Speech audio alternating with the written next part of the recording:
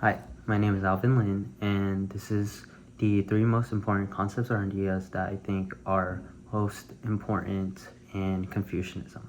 The first concept or idea that I think that everyone should know about are relationships and social harmony, or Lun, which is the idea that humans are fundamentally relational beings.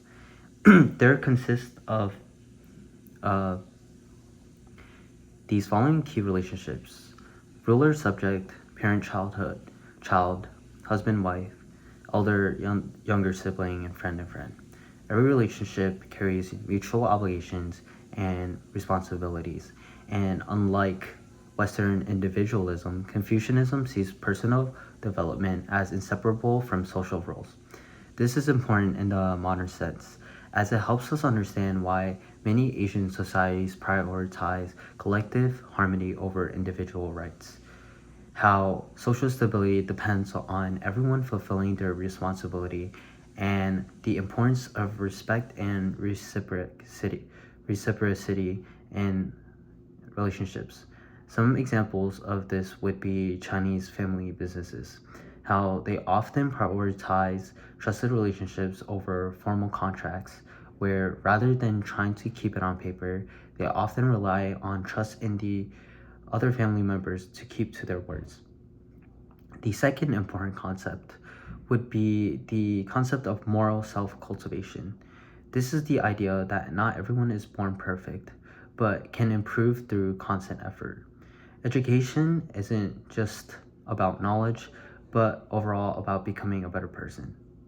Some key practices would include learning from historical examples and more wise people, regular self reflection, practicing ritual propriety to develop proper behavior.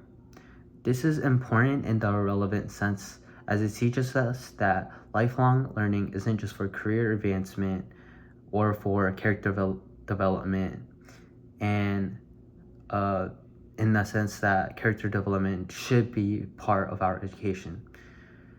And it also teaches us about the importance of role models and mentors, and how small daily practices shape who we become, which is becoming more and more prevalent in um, modern American society or Western society, that talks about how we want to form habits, particularly in some books such as Atomic Habits, that teaches us how these small daily practices, as mentioned in Confucianism, can really help us or shape us as people.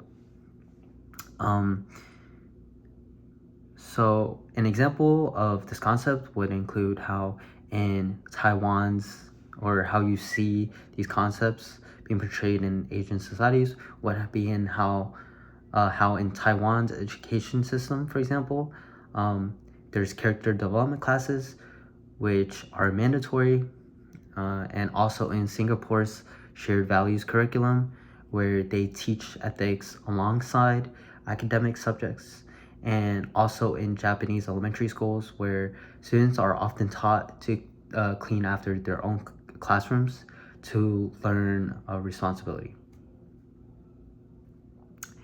The last concept that I think that everyone should know about is the concept of the mandate of heaven, which basically emphasizes the importance of how leaders must earn and maintain the rules through moral behavior.